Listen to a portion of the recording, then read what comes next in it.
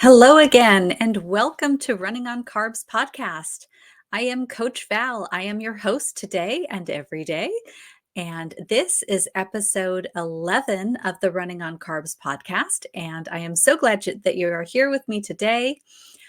We are going to be talking about recovery running. So you have been cleared for running again, and you've done all your rehab, you're done with your physical therapy. How do you get back in the game and start building up that fitness and that mileage to get you back to where you were before you were injured? So that is what we are going to talk about today in today's topic. But before we jump into the full topic, I would like to say that I would like to announce that we have a winner of the review contest for the 8-week customized training plan. So if you will recall, I had offered to, as a drawing for a 8-week training plan for free, customized to the individual.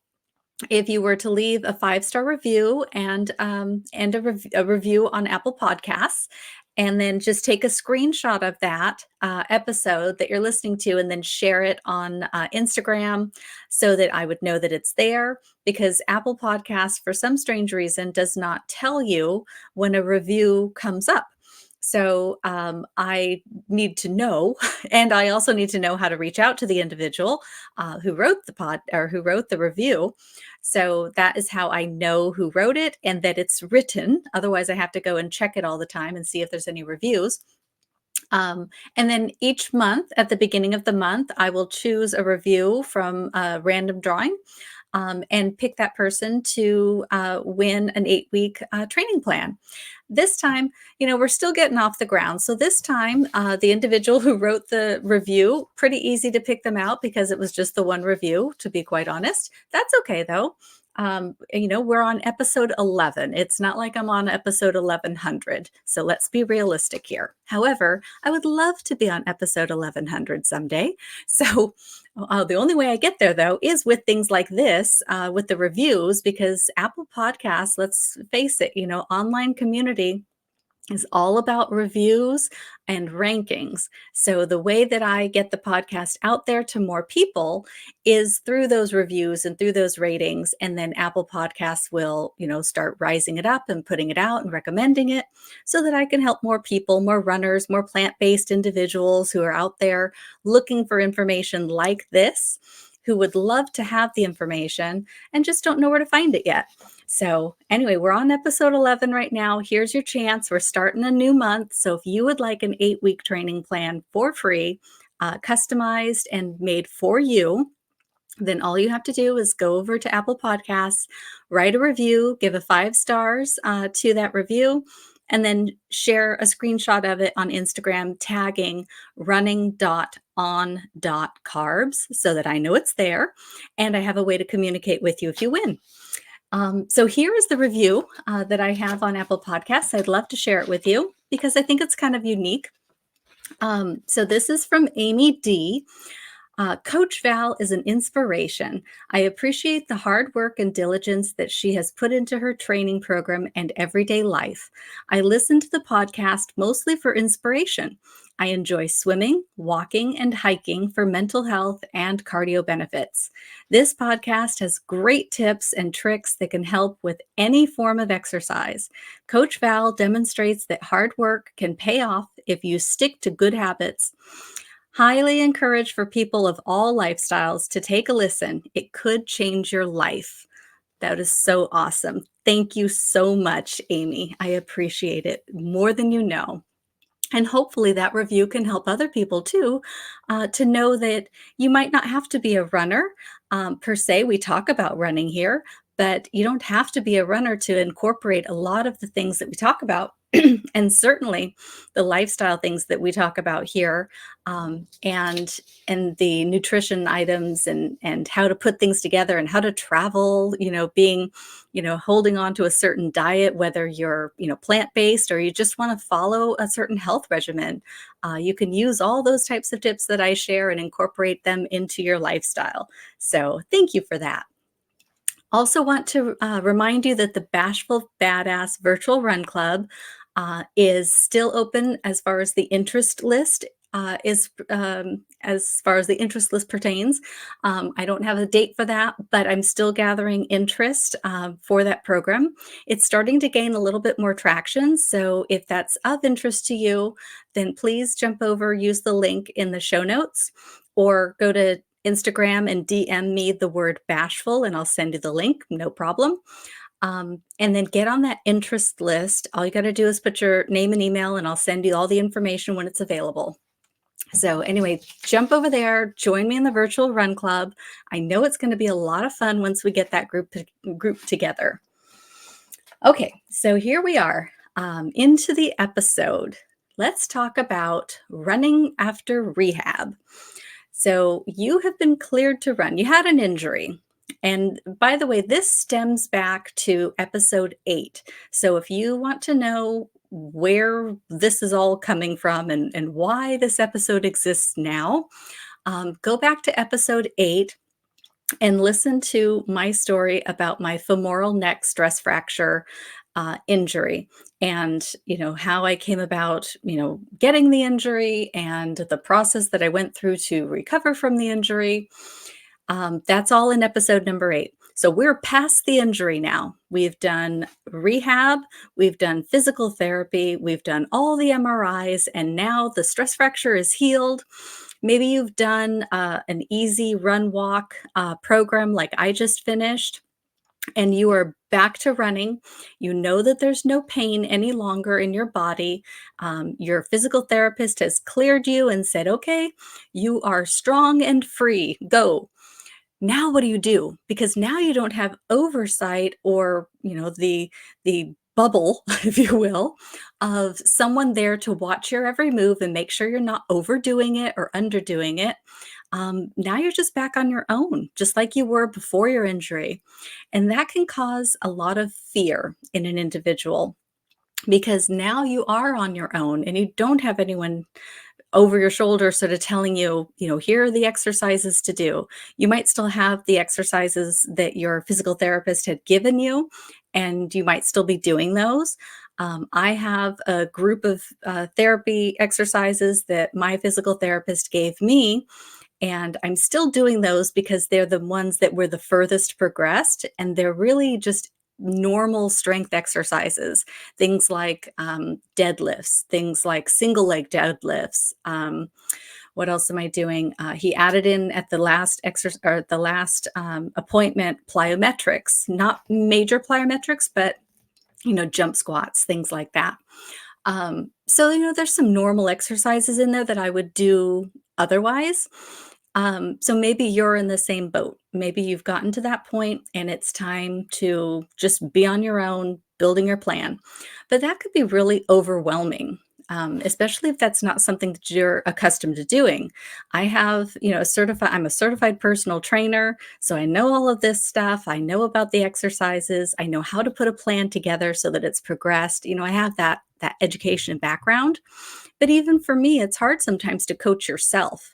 And so when you are on your own, it's good to have some direction. And that's what we're going to talk about today is what sort of areas might you focus on as you are putting together your actual return to fitness. That's maybe what we'll call this instead of return to run, because you've probably been running a little bit already, but now you're going to return to fitness as well as just recovery running.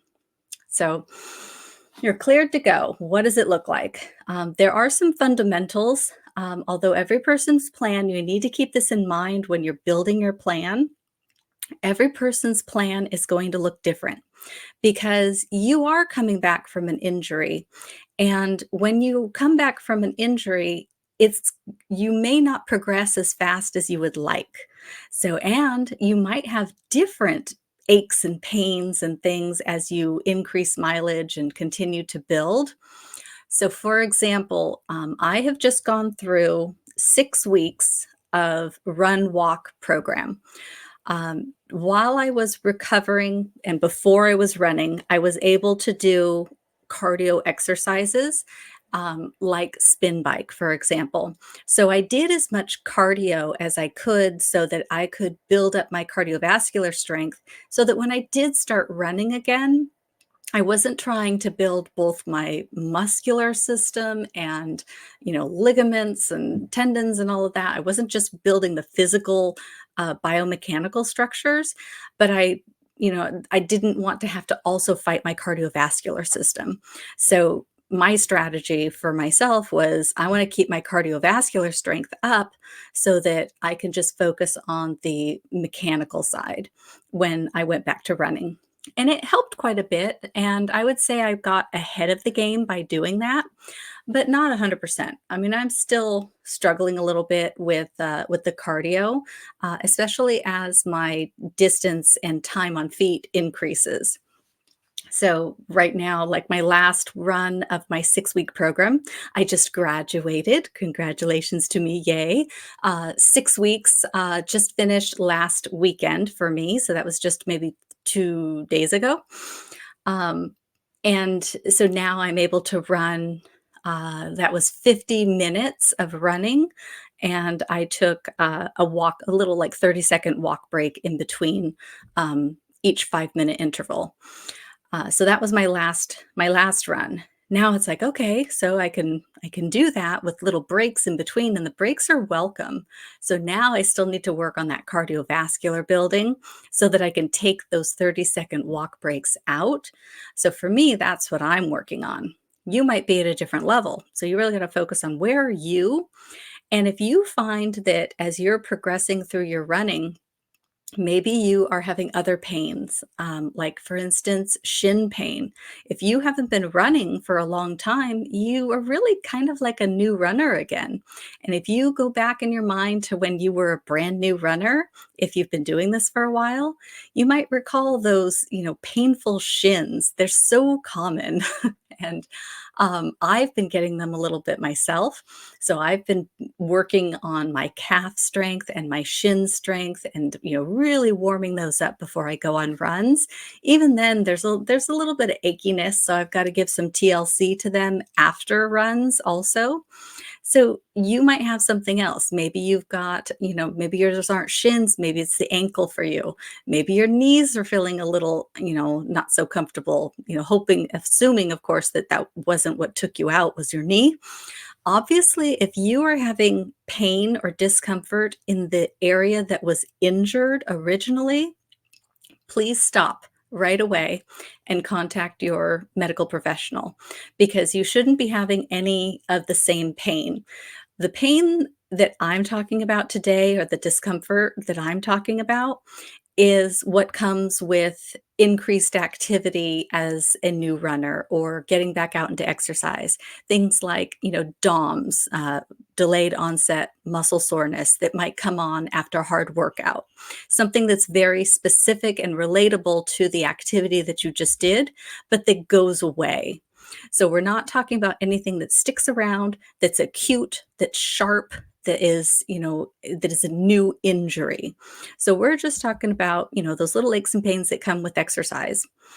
And that's it. If it's anything beyond that, please contact your medical professional right away. And I didn't put a disclaimer at the beginning of this, but I'm not one. So everything that I'm talking about here is simply for, educational and entertainment purposes. And, take it and then get the proper professional advice if needed. So, okay, so there's my disclaimer shoved into the middle. Okay, so remember that where you're starting from might look a little bit different. So if you're starting from a place that maybe you were only off for a month or so, will have lost a little bit of fitness by that point, but not as much as, say, I did, where I was off for 9 months. So, depending on the extent of your injury and how long you've been away from running, that's going to dictate how quickly you progress as well. So, my return to running is going to be much longer than someone who was out for, say, 2 months. Even though 2 months is a good amount of time, 9 months is a long time. Let me tell you, it's a long time. And it's going to take me a while. And I'm going to have to really pay attention to my body and to how I feel after each workout and each run, and really make sure that I'm focused on that recovery. And how I'm feeling during the run, that I don't overdo it. So I'm more concerned about overdoing it than I am about underdoing it. I would rather take things a little slower, especially, given my age, which I know a lot of my listeners are also women who are over 40. So if you are one of those or in that category, you need to take more care also, so that you don't return yourself to the injury bench. So keep an eye on those, on how you're feeling. So there's four fundamentals that I always look for in a plan, pretty much any plan, but especially a plan that is returning you to fitness. So if you're returning to fitness, there are four elements. Number one, easy running. So easy running is just that. You're going to keep your heart rate down, and you're not doing any speed work with easy running. A lot of people will call this zone 2 running, although we've talked about RPE running as well. So running to your rate of perceived exertion. In a rate of perceived exertion, zone 2 is going to be like a 4, probably right about that. So you want to keep it real easy. And otherwise known as conversational pace, which means that you can talk to someone else as you're running. You might be a little breathy if you're talking a lot, but you should be able to talk to someone without, saying, "Oh, hold on, I gotta catch my breath," or stopping. And, that might be mean that you're doing too much. You're going out too hard. And so what you're doing with this easy running is you're trying to build back up that cardiovascular endurance. So that's something we need to build back. Like I was talking about being on the spin bike and things like that, working on the cardiovascular systems. You're also acclimating your biomechanical systems, your muscles, your tendons, the ligaments that are holding everything together. They all need to learn how to take that load and that impact again. And although tendons like load, they don't like too much load, and they don't like it too fast. So, you need to progress this in a systematized way and a slow progression over time.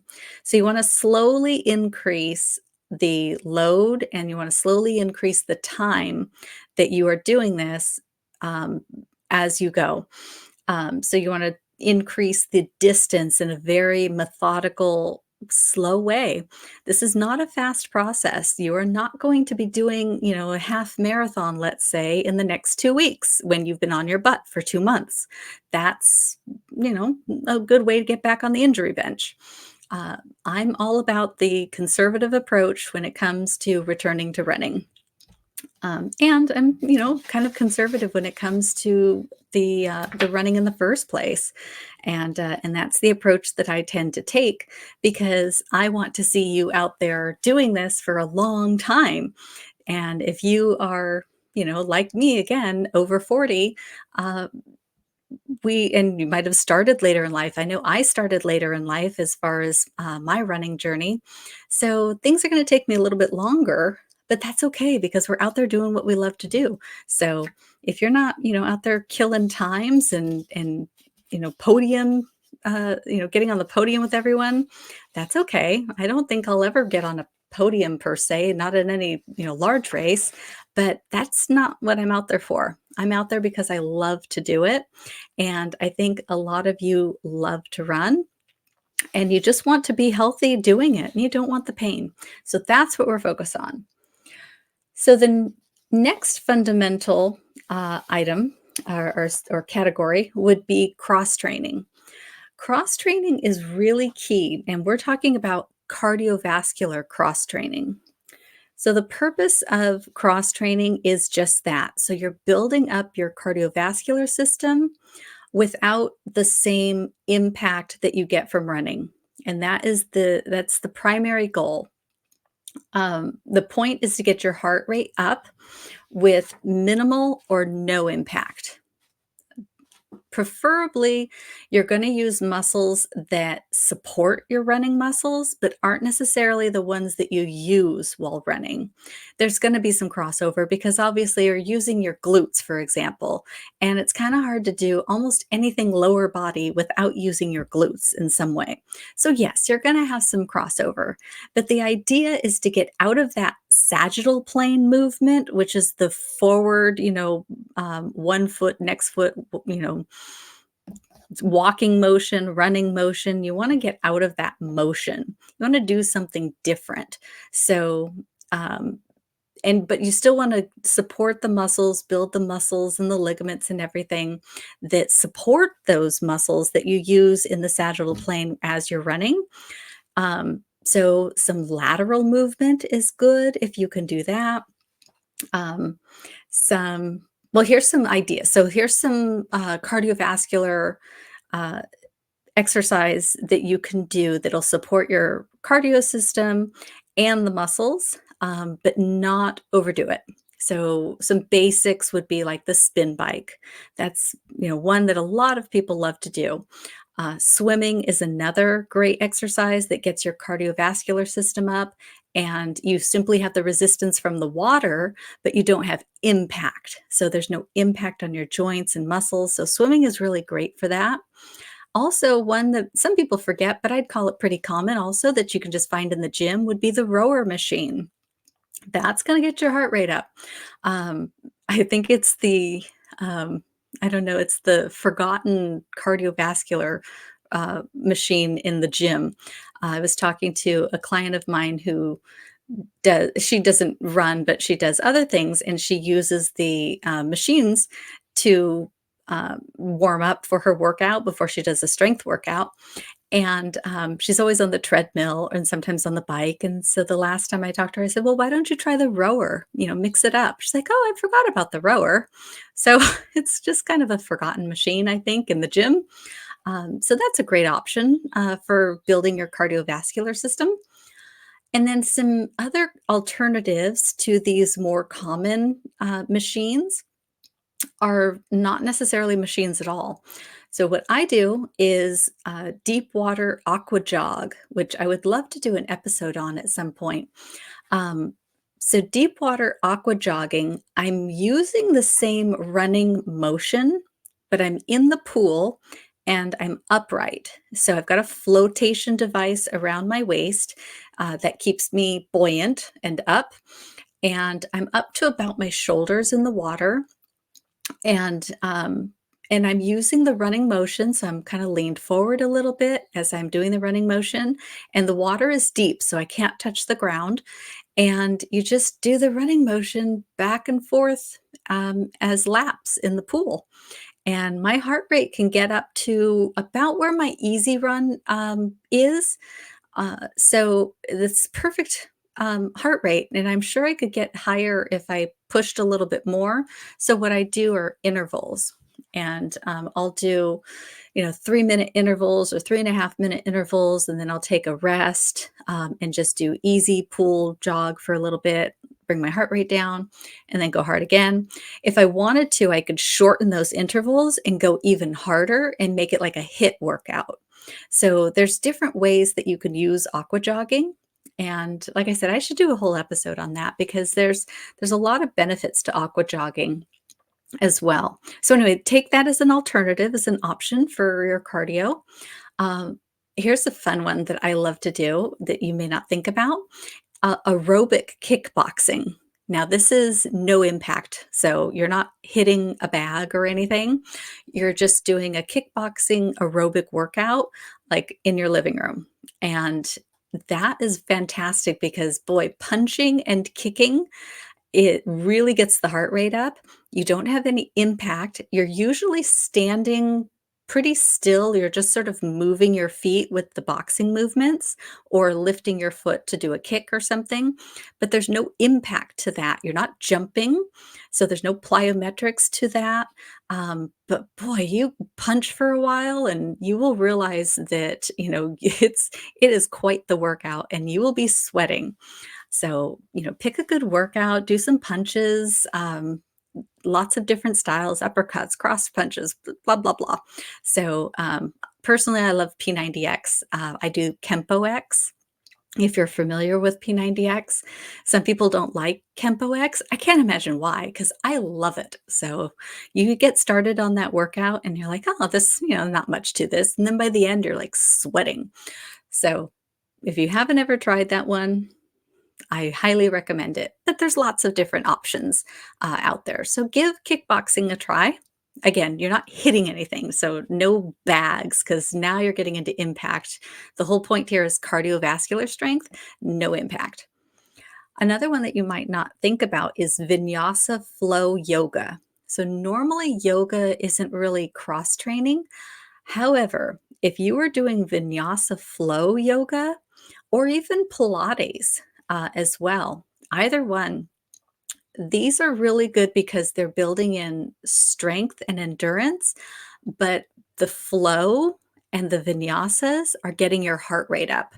So you're not going to probably get quite as high as running, but if you do a long enough program, you're getting your heart rate up there. So again, I always go back to P90X because it's my favorite. P90X, the original P90X, has yoga that is an hour and a half. Now, you do an hour and a half of yoga and tell me that your heart rate is not getting up there, especially when the first 45 minutes is vinyasa flow. You are sweating like crazy, your heart rate is up, and you are moving, but you feel fantastic afterward. It is not easy, but it is a fantastic program. So if you can do a long enough program with constant movement, constant flow, this is not a relaxing yoga. It is meant to get your heart rate up. So, and Pilates is the same way. You're constantly moving. It's all about strength and movement. So either one is going to be very good for cross training in this manner. All right, so the third area is mobility. And I suppose you can use that yoga and Pilates crossover into this area for mobility, because once you're warming up those muscles as much as that during a long program, you're going to get some mobility out of that. So mobility is not just stretching. So it's not just holding your muscle in a lengthened position for a long period of time. I'm actually not a big fan of just stretching. I'm more of a fan of stretching within a movement. So a dynamic stretch or being very warmed up from yoga and then doing some stretches. I think that's a better combination and healthier for the muscles and everything and the ligaments and such. So you have to be so careful with those that you don't overstretch because you weren't warm enough. And I don't mean like hot yoga, go in a hot room and you're like sweating, perspiring, warmed up. I mean actually internal out warmed up. So from movement. In the mobility work that you're doing, you really want to incorporate balance and strength. So you're doing a lot of single leg movements, a lot of core exercises. So core exercises can be built in and incorporated into your mobility plan. And I think this is the ideal place to do that, as a matter of fact, because balance is core strength. Ultimately, you have a stronger core, you're going to have better control of your body in motion.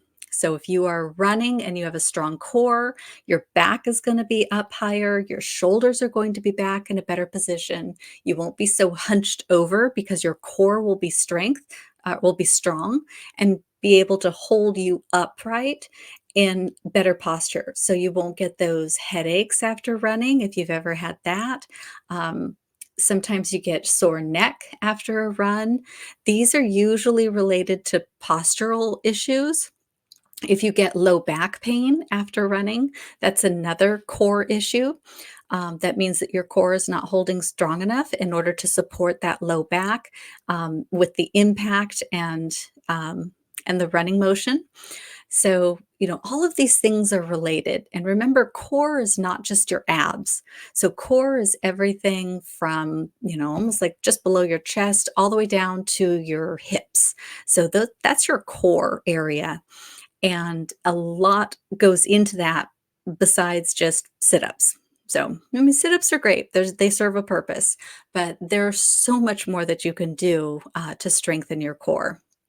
Some of my favorite exercises for core strength is sidearm balance. So again, we're doing yoga, but sidearm balance is great if you are more advanced and you want to progress that move.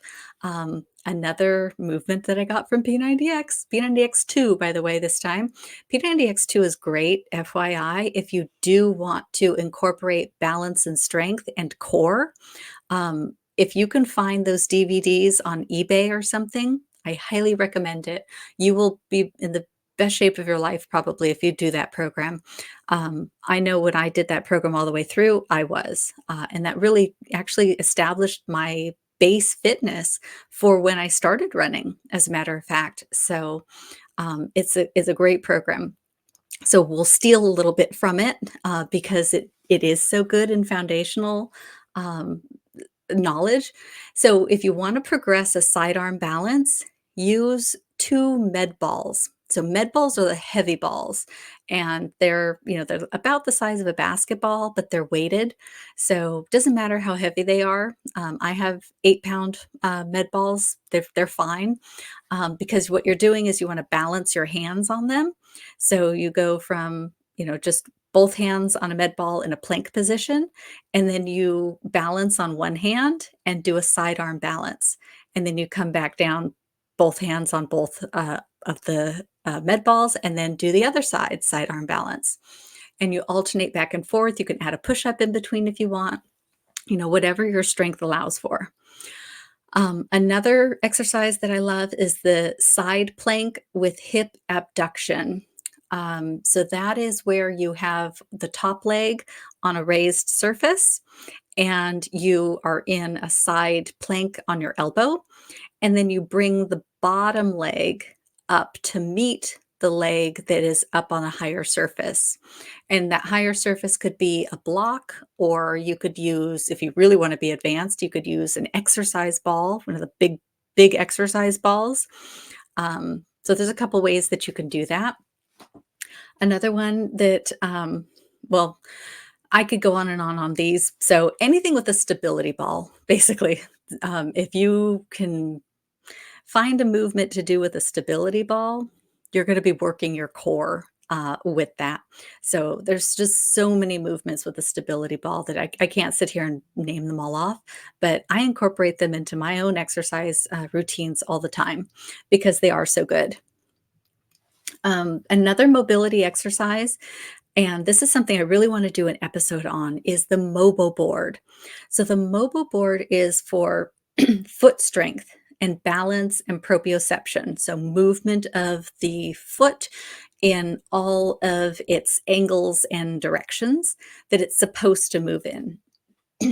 When you do that, you are strengthening not only the foot and all of the muscles within the foot, but you're also strengthening the ankle, the shin and the calf muscle, the knee, and you're getting it strengthened all the way up to your hip.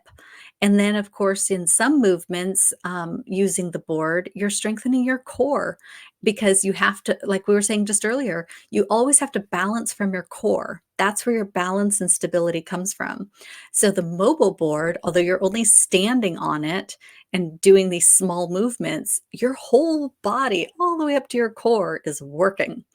And the first time I ever got on that mobile board, and I can't remember the exercise is called right now.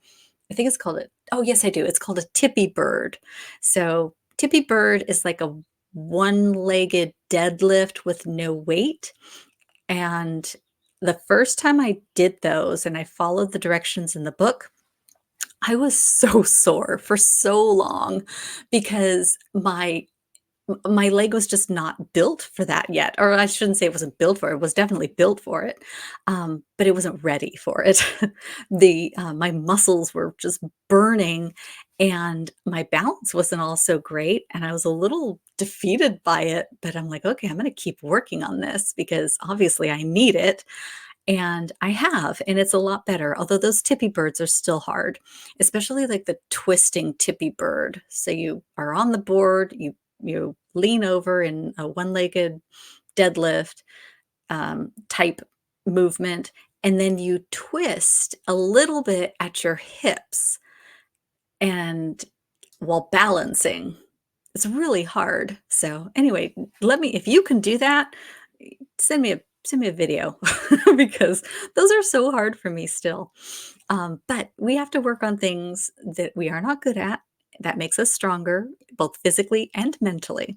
So working on balance is so important. And I love my Mobo board. I use it daily because I had read that the maker of the Mobo board, Jay DeSherry, he recommends using it throughout the day. So, not just like doing one big long workout, but actually incorporating few exercises all throughout your day is actually better instead of just doing it all at one time as one big workout.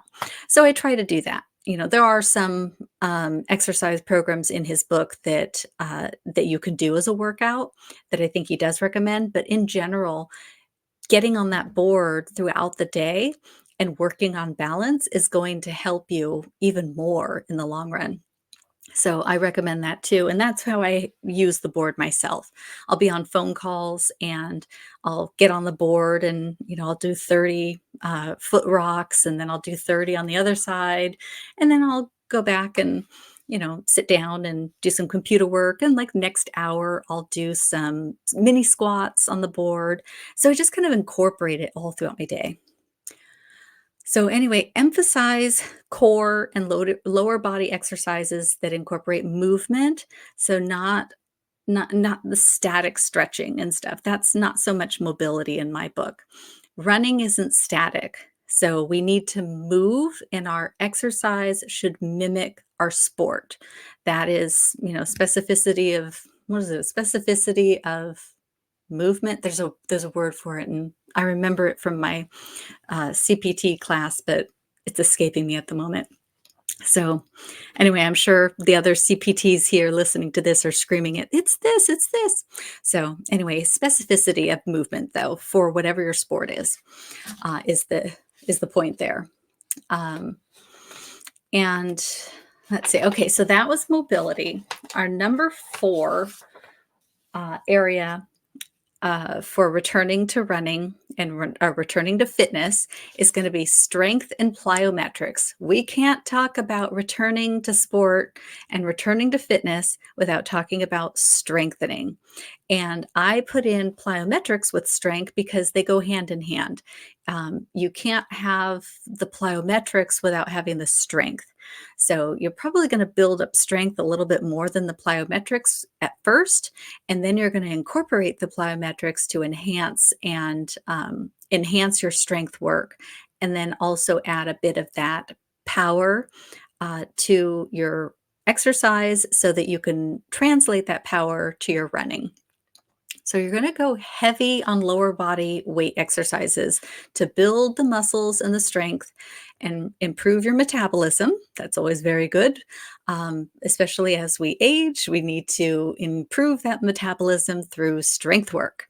And strength work is not the little 5-pound dumbbells that they used to do in the 90s, where they do a million repetitions. That's not strength. So what we want to do is slowly build our load over time to heavy weights. It should it should make you work. It should feel heavy. When you pick that up, you should be like, "Woof, that is a lot of weight." And I need to do, 8 reps. Boy. Okay. Now obviously if you can't get through 8, then hey, you're really lifting heavy. If you are supposed to do 8 and you can do 12, you can go heavier. So remember that. Now, if you're doing dumbbells and things like that, you always have to remember grip strength too. So, keeping that in mind, it's like, can you hold the weight? It's like, sure, I might be able to squat that weight if only I could hold it with my hands that long. So, working on grip strength is very important. And I think something that, a lot of us ladies forget about is that grip strength too. And there's lots of ways that you can build that grip strength. If you can hang from a bar and just do hangs throughout the day, that's a really great way to help build that grip strength. And grip strength is an indicator of longevity. I would love to find that study, but I know that I'm sure there's probably more than one study, but there are studies out there that do talk about that and the relationship between grip strength and longevity. So building up your grip strength is very important. Plus, we want to be able to open jars in our, older age, right? So we, we just want to be independent. And part of that is having grip strength, being able to hold things, being able to lift things. So we're going to practice that with our strength workouts. So think of strength workouts as practice for real life. Um, Also, with strength workouts, you're building up your bone strength, your bone mass, which is obviously very important as we age.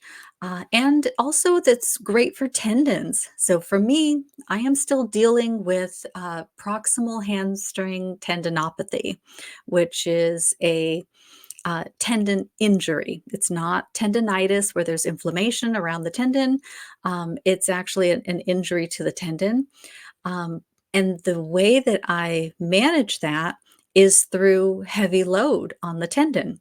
So, like the deadlifts I was talking about, slow, heavy deadlifts actually give my hamstring tendon an analgesic effect. It makes it feel better. So whenever I have pain in my hamstring or in like the tendon up, it's really high. It's like I don't know, I feel it in different places, along the back of my leg, but anyway, if I'm having any issues, like if I had to do a long car ride and then I came home and that tendon's been in that lengthened position for a long time, it's really, really uncomfortable, and so what I'll do is I'll do 10 single leg deadlifts with, like a 20-pound weight, which isn't super duper heavy for me, but it's enough to give it, some pain relief. So quite interesting that tendons actually feel better when there's some progressive load on them. Not too much, not too little, just right. So you have to find out what that just right is for you. And then if you have an injury like I do, then you'll progress that, heavier over time. If you don't have an injury and you're simply using this for strength training, then you just want to progress as the weight starts to feel easier. Then you progress into, slightly heavier weights and such. Um, Plyometrics also loads tendons, but in a different manner. So that's something that if you have an injury, you're going to have to work up to. But plyometrics, it loads the tendons, muscles, ligaments, all of that. So it's very good for all of your biomechanical systems. While you're doing plyometrics, because remember, running is a series of hops from one foot to the other. So basically, you're on one foot all the time. Otherwise, you'd be walking. If you had, both feet on the ground at some point during it, you'd be walking. Even if you're speed walking, you always have to have, both feet on the ground. Um, but in running, you're hopping from one foot to the other quickly. So plyometrics is really ideal for running. So you want to incorporate a lot of single leg plyometric movements as you're building out this plan for yourself. Things like pogo hops, where you're hopping on one foot, then hop on the other foot. You want to incorporate movement into your hops. So you want to hop forward, backward, lateral, side to side, different directions. And then another way you can progress that is now you can turn that into leaps. So you're going to power off one foot, land, stabilize, try not to drop your other foot for balance, really try to land in a stable position. Again, we're using that core here to stabilize. And then you want to hop the other direction. Um, Another plyometric move would be drops. So you're up on a surface, and again, we're progressing this slowly. So you might start with only an 8-inch step that you're hopping off of, or that you're dropping off of. You're not going to hop off this. That's a little too much, I think, to begin with. Remember, we're only returning to sport at this point. We're not like advancing right now. So you might start with an 8-inch drop off a step, and then you can progress that up to maybe a 12-inch, and then you go up to 16. And, you're doing these drops and then a hop. And so you come off the step and you drop, you land on both feet for good balance, especially in the beginning, and stability. And also to control the load on your leg and everything else in your body. So you drop down and then you bounce up. And that's a great plyometric move. And then you can do, your single leg jumps, double leg, mix it up. But that's plyometrics. You're leaving the ground. Squat jumps, those are great. Squat jumps will really get that heart rate up too. And then you could do your jack in the box hops, which would be, you're just like bounding, hopping up and down, lifting your knees so that your knees come up to like waist height. Oof, those are hard. Anyway, there's so many. I mean, tons of exercises. When I build out an exercise program, the hardest part for me is scaling it back and only putting in, the number of exercises that can be done in a workout, because there's so many good ones out there. It's hard to choose. So, and you want to do it over a period of time so that you can learn it and get better at the movements. But there's so many good exercises out there to do. It's really hard to like narrow it down and choose and put them together. That's the hardest part for me. It's like it's so overwhelming. There's so many good exercises. um, Okay, last thing on core exercises. So core exercises that you're doing with your strength workout. In this case, this is different than mobility. So in strength, when you're doing core, you want to add weight. So for example, if you're doing a Russian twist where you're, up on your sit bones, where your feet are off the floor, you're kind of in a sitting crunch position, you want to hold a weight on that one. And you want to do a weighted twist. So this is because, again, on this one, we're not building endurance, we're building strength. So we want to add weight to our strength workouts. Another favorite of mine when it comes to a weighted core exercise for runners is a weighted twisting chop in a lunge position. So you're in a static lunge position. And the lower the better for your legs, and feel the burn, and you got a weight in your hand and you're just twisting with your weight, and you're doing kind of a figure 8 type motion with your chop. So you really want to twist and feel that twist in your core, and adding weight to that adds that resistance. So when you're doing strength workouts and you're incorporating core, key there is to add weight to that too. And then you have your mobility for your balance core exercises where you won't have weight. So there's a good mixture there. Okay, so that is the 4 fundamentals of building a progressive return to fitness plan. So let's put it all together. So remember, the context is coming back. So if we want to come back, that means we can't overdo it, or we're going to find ourselves back on the sideline.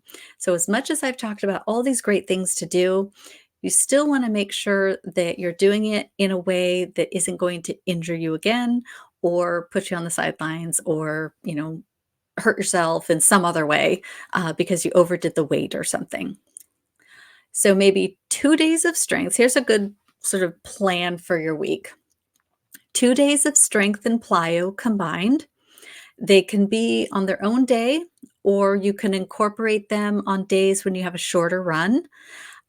If you're only running 3 days a week right now, then you can probably incorporate two other days, non-running days, as strength days. Mobility work can oftentimes just be done when you're doing other things. Like if you're watching a TV show in the evening, you had an hour-long show. I don't know, a lot of people don't watch shows with commercials anymore, but you could pause it. Or you can just do your exercises while you watch the show. I do mobile board exercises all the time when I watch a show on Netflix or something. I just have my little mobile board there and I'm just doing my foot rocks and things like that while I'm watching the show. So you can do your mobility work throughout the day, or again, like while you're in front of the TV. Cardio cross training, that's going to replace a running day right now. So if you used to run 5 days a week, then, and right now you're running 4 days a week, have one of those, have your fifth day be your cross training cardio day. And eventually you might replace this with your running day again. But right now, this is to build your cardio system without the impact because you're coming back from an injury. And so you're really focused on building that cardio system without the impact on this day. So for right now, this is going to replace one of those running days. And in the future, if you need, to back off your running days, or let's say you are not training for anything, then you can replace one of your running days on your off season with a cardio cross training day. And that's a good way to help you maybe avoid any, future injuries. Also, while you're doing this plan, incorporate cutback weeks. And a cutback week, if you aren't familiar with a training plan that includes cutback weeks, it's a time, like it's a week where you're going to cut back on intensity, you're going to cut back on volume. Um, in training plans, we cut back on, distance and intensity. Um, and the reason for that is that you need to give your body some rest and recovery so that it can incorporate all of this work that you're doing. So you have to have the rest times because you aren't building fitness while you're exercising. You build the fitness during the recovery after the exercise.